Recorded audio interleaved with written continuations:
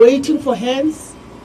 This is to members of the media. I know ANC members can be very creative. It's only to members of the media. Got SABC, got EWN, and News 24 in that particular order. Let's go. Do we have a mic for our media colleagues? Oh, okay. Please go ahead. Samke.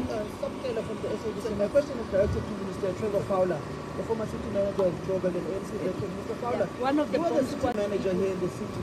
Looking at the state of this city, comparing it to what the Freedom Charter says, and in particular this precinct that holds a very rich heritage and history to our struggle. It's a sad state of affairs. In fact, it's embarrassing. Let me put it bluntly to you. It's embarrassing.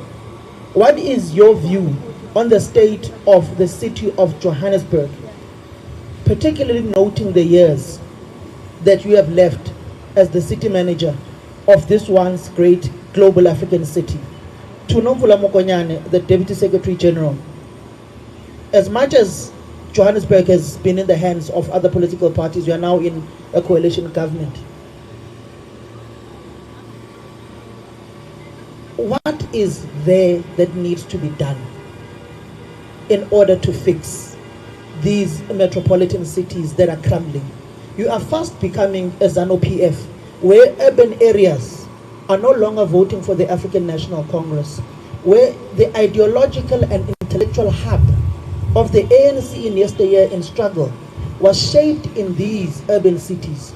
But today the intelligentsia is turning its back on you, hollowing out the intellectual and ideological base of the African National Congress.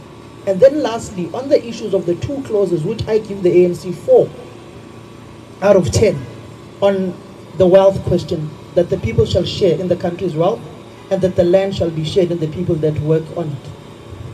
What is the ANC so scared of in testing Section 25 of the Constitution, in expropriating prime land of this country that is currently in the hands of the white majority? Nisabane. Thank you.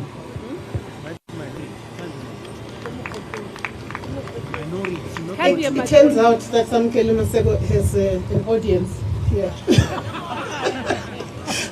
Thank you very much, SABC. Please go ahead. Good afternoon. Good afternoon. Thabiso Koba from Eyewitness News. I think my question will also borrow from Samkele.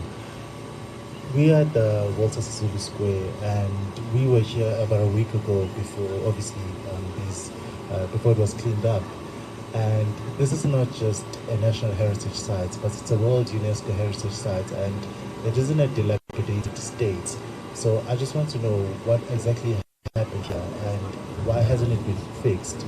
And I think to a certain extent, we are also in the Eastern Cape, where we are looking at monuments that relates to the Freedom Charter.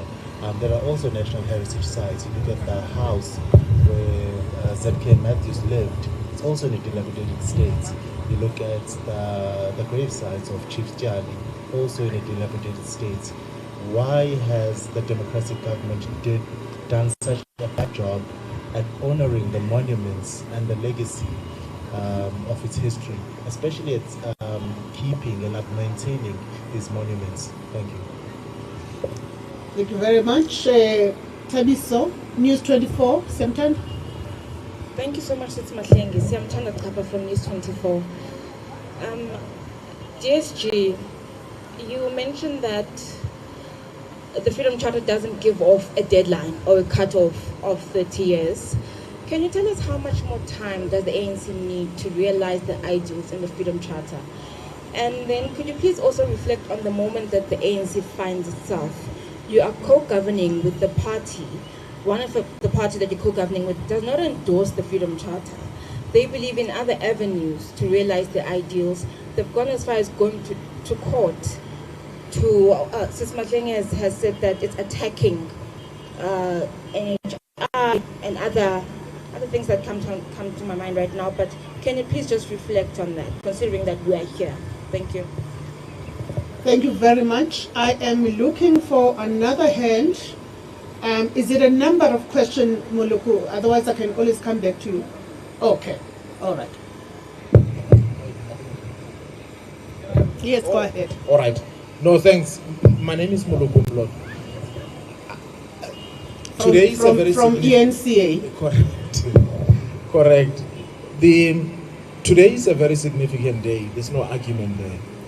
And we have seen the former president of the ANC choosing to release a statement. This is Mr. Jacob Zuma, and also to announce that he's taking the ANC to court to challenge his expulsion. And I'm juxtaposing today's events to 16 December 2023, when he chose the anniversary of the founding of the Umkhonto weSizwe to launch his party. When you analyze this event, what do you make out of this posture, this optics?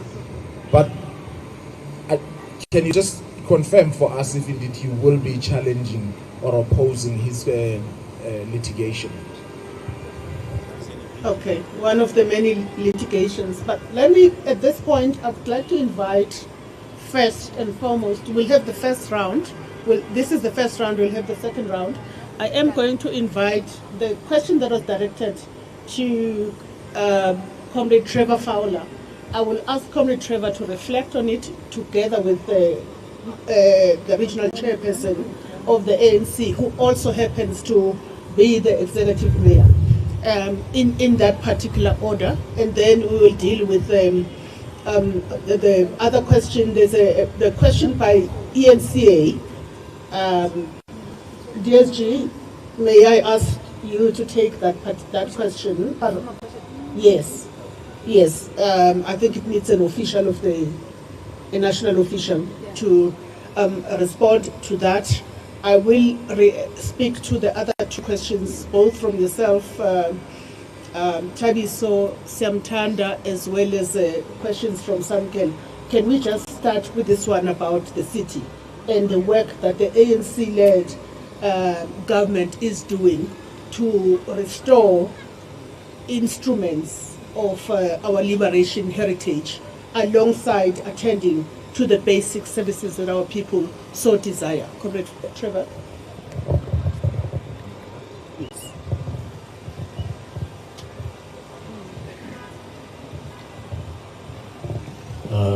Thank you very much, Mandela. And good morning or good afternoon to members of the media. Let me answer the question from Samkel. Before 2016, we would regularly have meetings here with the management of Johannesburg, and also political meetings. I remember once there were 1,000 managers here. But I think there's a big change that happened after 2016. On the 22nd of September, in 2016, there was an election of a mayor in Johannesburg. And that mayor was from a different party, was from the DA. And since then, there have been 9 mayors. If you count it back, and you say that the first mayor had two years until 2019, that means there were 8 mayors from 2019. Now, there is no organization that can function effectively when you have different mayors that come in with different ideas. And as a consequence, I can say that the staff of the city of Johannesburg used to call me and say that, look, we've got another mayor with another direction, what are we to do?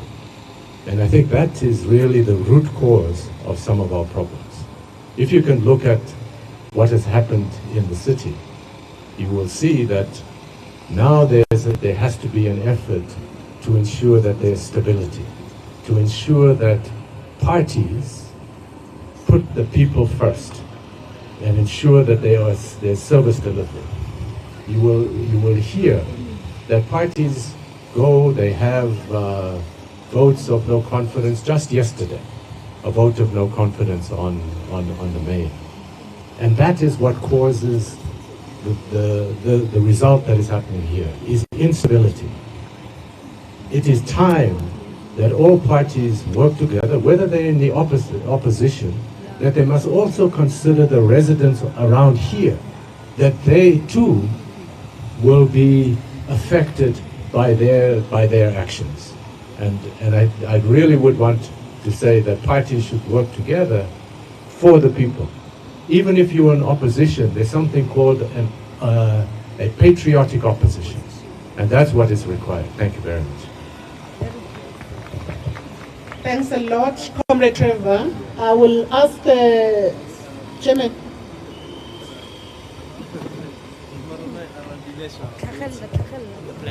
It's always I think Trevor has answered it correctly, except to say we are now making plans to refurbish and restore the square.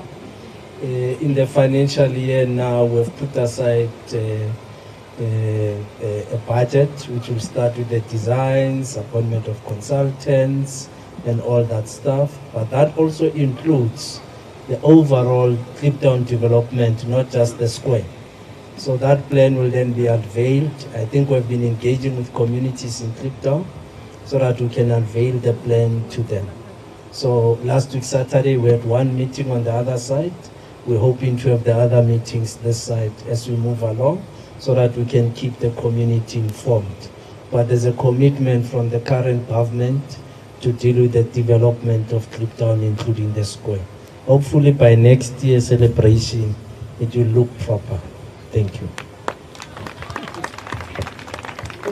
Thank you very much to the regional chairperson of the ANC in the Greater Johannesburg region. Then I would like to move on to the next question. I think, Tabiso, wouldn't you think that this, in particular, in respect of this particular square, that your question has been responded to, or you still feel you're fine? All right. Siamtanda, just do a quick reiteration for my benefit. Yeah. You can use your shop steward voice. Oh, yes. In regarding the how long should it be that the ideals, all the ideals of the Freedom Charter are realized? Just paraphrasing you. Okay. Yes. Please, Comrade Hall. It's a continuum.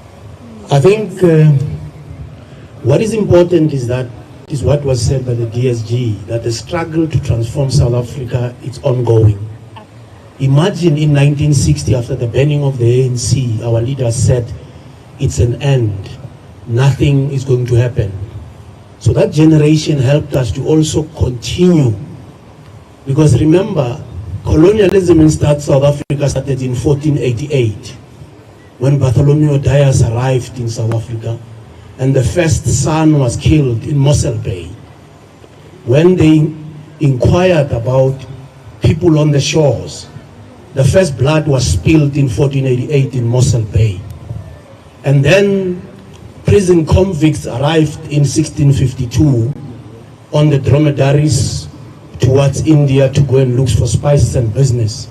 That was the second part of colonialism. So by 1994, we had over 500 years of colonialism in South Africa, of a special type.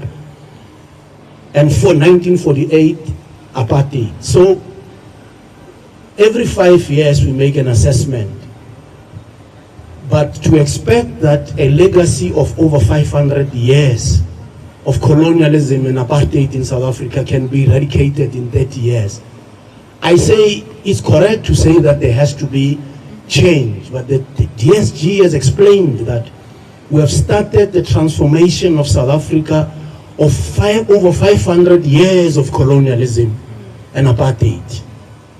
Dispossession of people in South Africa of their land, of their livestock, of their dignity, intergenerationally. So what has been reported, and DSG has actually summarized the account of the last 70 years. Freedom Charter is actually older than our democracy. We have 30 years and 40 years of the Freedom Charter. So I would say that as and when democratic elections happen, we need to take stock, as the DSG has done. And some of the things could have been avoided, but also imagine there are people who are resisting change. And the state cannot deal with those resistors through high-handed manner. It has to be through democracy and the constitution. In other countries, some of the things which are done in South Africa, people who have been arrested, they would have been charged for unpatriotic behavior. But in South Africa, you cannot do that. You have to go to court to challenge those who are resisting change in South Africa. And some of them are black, some of them are white. It's not only white people who are resisting change, there are also black people who are resisting change in South Africa. They are tribalists, they are sexists, because change is not about changing. There are people who want patriarchy to remain in South Africa, and therefore women to be disadvantaged. There are people who are tribalists, who are racists, who do not want a non-racial South Africa to happen. And therefore it's important that we also have, as the DSG has said, a mass national education about why we need a non-racial South Africa, why we need a non-sexist South Africa, why we need a non-patriarchal South Africa in here in our country. So it's a duty of all patriots to engage in that national education. The dialogue also has to put those things high on the agenda. Dealing with unemployment, dealing with why we need a non-racial South Africa. And remember, in 1955, apartheid was very, very virulent in 1955. But we had visionary leaders who thought beyond the racists, who thought beyond the sexists, who thought beyond the tribalists, who thought beyond those who were unpatriotic in South Africa, and envisioned a country where black people and white people of South Africa will live as equal citizens of the country. You would have expected them to be vengeful, to say, when we take over, we're going to kill all them racists. But no country can be built on the basis of vengeance, vindictiveness. You can't build a country in that way. Hence, even last year, when the ANC got 40%, it said, let's work together to build our country, because the ANC always think about the country, not itself as an organization. And therefore, it becomes important that we journey with everybody in our country to build that non-racial South Africa, where black people's dignity is restored, where racists themselves begin to understand that they cannot be better people by thinking that black people are inferior. And therefore, the destiny of white people of South Africa is intricately linked to the survival and prosperity of African, colored, and Indian people of South Africa, who were victims of colonialism and racism in South Africa. I'm going to ask you, Comrade Hope, I'm going to ask you to tackle the question about the clause in the Freedom Charter that refers to the wealth of the country, and to respond to SABC asking Lisaban. I think the DSG explained the issue of the minerals. It's in the hands of the state. The issue is that how do you use that law to transform the mining industry of South Africa, so that we don't have people who abuse that law and communities not to benefit. For example, there's a social labor plan in South Africa that mining companies must ensure the prosperity of communities around mines. But there are people who go and divide those communities so that they fight among themselves and not focus on the implementation of social labor plan. And therefore it becomes the duty of the African National Congress, structures and the alliance and the trade union movement in those communities to ensure that the labor and social plans are implemented. Communities don't fight among themselves. Individuals don't want to benefit themselves instead of communities. In the economy, skill development is part of the transformation of the economy. Remember, before 1994, black people were prevented from being part of certain professions in South Africa. it's not just given that black people who are now who do aeronautical engineering fields and all other science fields. It's because after 1994 there were deliberate programs put in place to ensure that women, people with disabilities and black people begin to be part of those sectors, those professions. Organization of workers is also important to transform the economy. Because if workers are fractured, they are not organized, some of the people in the private sector will actually not implement the law. The first people to ensure that the laws of transforming the economy are the workers themselves in the private sector and in the public sector. So the issue the DSG raised around unity of workers, it becomes important because they must be the friends of the court when some organizations, for example, challenge the Employment Equity Act.